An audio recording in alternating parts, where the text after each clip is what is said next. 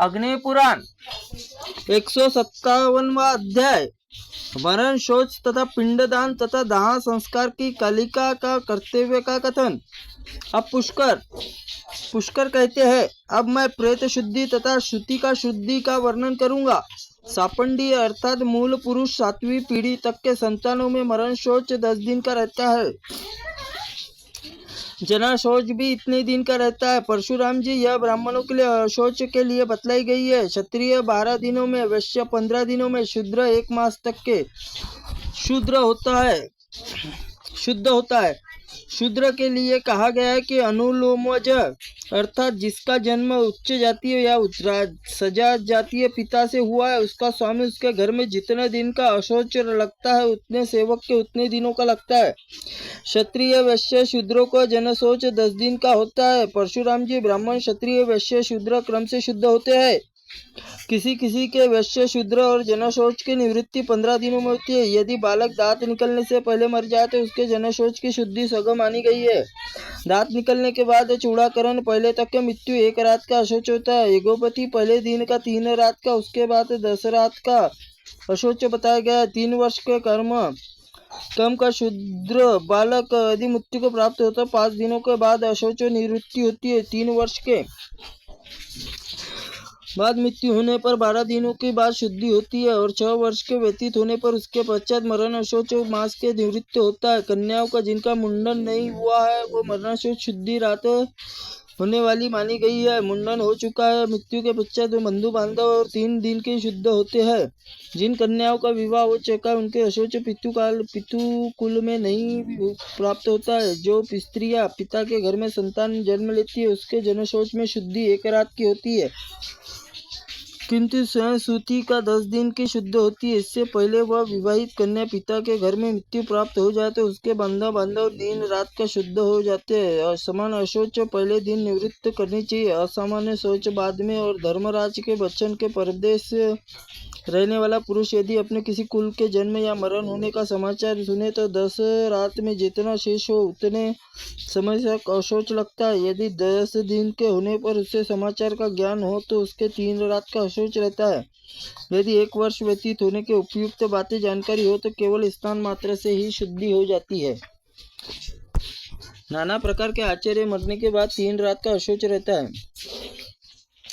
परशुराम जी, स्त्री का गर्भ गिर जाए तो जितने मास का गर्भ गिरा उतने रातें बीतने पर ही स्त्री शुद्ध होती है। सपंडीय ब्राह्मणों का कुल मरण शौच होने पर कुल के सभी लोग सामान्य रूप से 10 दिन में शुद्ध हो जाते हैं। क्षत्रिय 12 दिन में, वैश्य 15 दिन में, शूद्र 1 मास में शुद्ध होते हैं। प्रेत पितरों को श्राद्ध आसन देने पर अर्धध्यान कर्म करके पूजन और तत्पश्चात परिवेशन, सपापात्र कर्म और ब्राह्मण भोजन कराया जाता है। ये ब्राह्मण पितरों के प्रतिनिधि होते हैं।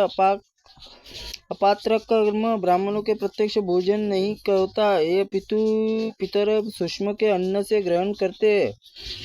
इसके बाद इनके उच्छिष्ट समझा जाता है। उच्छिष्ट निकट वेदी पर बनाकर उसका संस्कार करके ऊपर में कुश बिछाकर कुशों पर पिंड निवेदन करके उसमें एकाग्रचित हो या प्रेत अथवा पितर गोत्र नाम गोत्र उच्चारण करके उसे लिए पिंड अर्पित करे। जब ब्राह्मण लोग भोजन कर ले तो धन से उनसे लगा सत्कार पूजन कर दिया जाए तो जिनका नाम गोत्र उच्चारण करके अक्षत जल छिड़के जाए। तदनंतर 4 उंगल चौड़ा, उंगल जितना गहरा हो बच्चे के लंबा एक गड्ढा खोदा जाए और परशुराम जी वहाँ विकुशन सूखे कुंडों को रखने के स्थान बनाए जाए। उसमें समीप 3 जगह पे अग्नि प्रज्वलित की जाए। उसमें क्रम सुमाय स्वाहा, विदेह स्वाहा, यमाय स्वाहा मंत्र बोलकर सोम, अग्नि और तथा यम के संक्षेप 4-4 या 3-3 आहुतियां दे। वेदी पर सम्यक विधि से आहुति देने पर फिर वहाँ पहले ही भांति पृथक पृथक पिंड दान करे। अन्न, दही और मधु और उदड़ पिंड पूर्ति करनी चाहिए। 1 वर्ष के भीतर अधिक मास हो जाए तो उसके लिए पिंड अधिक देना चाहिए। 12 मास का हो जाए तो सारे मासिक श्राद्ध द्वादश दिन के दिन पूरे दिए जाते हैं। वर्ष के भीतर अधिक मास की संभावना हो तो द्वादश श्राद्ध के पहले अधिमास होने के निमित्त 1 पिंड अधिक दे दिया जाए। संवत्सर पूर्ण हो जाने पर श्राद्ध सामान्यतः श्राद्ध की भांति संपादित करे। सपंडीकरण श्राद्ध प्रेत अलग पिंड और देकर बाद में उसी को 3 पीढ़ियों तक के पितरों को 3 पिंड प्रदान करनी चाहिए। इस तरह इन चारों पिंड को बड़ी बड़ी एकाग्रता के साथ अर्पित करना चाहिए। भगुनंदन पिंडों का पूजन है। दान पृथ्वी ते पात्रम ये समान इत्यादि मंत्रों का पाठ पूर्वक यशोचित कार्य संपादन करते हुए प्रेत पिंड टुकड़ों में क्रमशः पितामह पितामह प्रतिपितामह पिंडों को जोड़कर इनमें पहले प्रेत और अर्धपात्र पिता आदि मिलन करना चाहिए। पिंड मिलन पात्र मिलन यह कर्म पृथक पृथक करना चाहिए। शूद्र का श्राद्ध कर्म मंत्र रहित करने वाला विधान है। स्त्री का सपंडीकरण श्राद्ध उसमें इसी प्रकार पूर्वोक्त रीति से करना चाहिए। पितरों का श्राद्ध प्रति वर्ष करना चाहिए, किंतु प्रेत के लिए स्तोंदक कुंभदान और वर्ष करे 1 वर्ष करे और वर्षा काल में गंगा जी सिद्धतारा और संभव गणना जाए, किंतु अतीत पितरों की गणना कदापि संभव नहीं है। काल निरंतर गतिशील उसी स्थिरता में नहीं आती है, इसलिए कर्म अवश्य करे। प्रेत या देवत्व प्राप्त हुआ हो या यथायथ स्नान और नरक में पड़ा हो या किए गए श्राद्ध वहाँ अवश्य पता करे और इससे मनुष्य प्रेत अथवा अपने लिए शोक न करते हुए उपकार श्राद्ध कर्म करे। जो लोग पर्वत से कूदकर आग में जलकर गले में फांसी लगाकर पानी में डूबकर मरते, ऐसे आत्मघाती पतित मनुष्य को मरने वाले अशोच नहीं लगता। जो बिजली गिरने या युद्ध अस्त्रों से आघात में मरते, उनके लिए यही बात है। यदि सन्यासी, व्रती, ब्रह्मचारी, राजा, कारीगर, यक्षाधिष्ठित पुरुष तथा राजा की आज्ञा का जो पालन करने वाले ऐसे लोग अशोच नहीं प्राप्त होता है। ये प्रेत शव यात्रा में तथा स्नान करके इनमें शुद्धि हो जाती है। मिथुन करने पर जलते हुए शव का धुआं लग जाने पर तत्काल स्नान विधान है। मरे हुए ब्राह्मणों को शव को शूद्र के द्वारा किसी भी तरह का उठवाया जाए, इसी तरह शूद्र शव को भी ब्राह्मण कदापि न उठाए।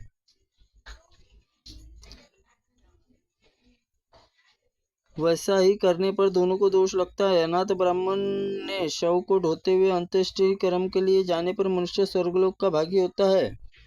अनाथ प्रेत दाह करने के लिए काष्ठ या लकड़ी का बनने वाला मानव संग्राम विजय पद पाता है। प्रेत बंधुओं चिता पर स्थापित करने, दग्ध करे उसी चिता अपवश्य परिक्रमा करे तो समस्त भाई बंधु सौत्र प्रेत और निमित्त 3-3 बार जलंजी दे। घर के दरवाजे पर जाकर पत्थर पर पैर रखकर हाथ पैर धो ले, अग्नि शक्षत छोड़ दे और नीम की पत्ती चबाकर घर के भीतर प्रवेश करे। वहाँ उस दिन सबसे अलग पृथ्वी पर चटाई बिछाकर सोए। जिस दिन घर में शव जलाया जाता है, उसके घर में उस दिन खरीदकर मंगाया हुआ स्वतः प्राप्त हुआ आहार ग्रहण करे। 10 दिन तक प्रतिदिन एक हिसाब से पिंडदान करे। 10वें दिन पिंड देकर बनवाकर मनुष्य शुद्ध होता है। 10वें दिन विद्यमान पुरुष सरसों का तिल और अनुलेपन लगाकर जलाशय गोता लगाए। स्नान के पश्चात नूतन वस्त्र पर से धारण करे। बालक के दांत निकलने हो तो उसके मरने पर गर्भावस्था होने पर उसके लिए न तो संस्कार, न जलांजलि, न शवदान और पश्चात 4थे दिन अस्थि संचयन करके अस्थि संचयन के अंग स्पर्श विधान है। इस प्रकार आग्नेय पुराण में मरना शौच वर्णन नामक 157वां अध्याय संपूर्ण हुआ। त्रुटिपूर्ण वाक्य के लिए भगवंत आप हमें क्षमा करें, हम आपसे क्षमा प्रार्थनी हैं।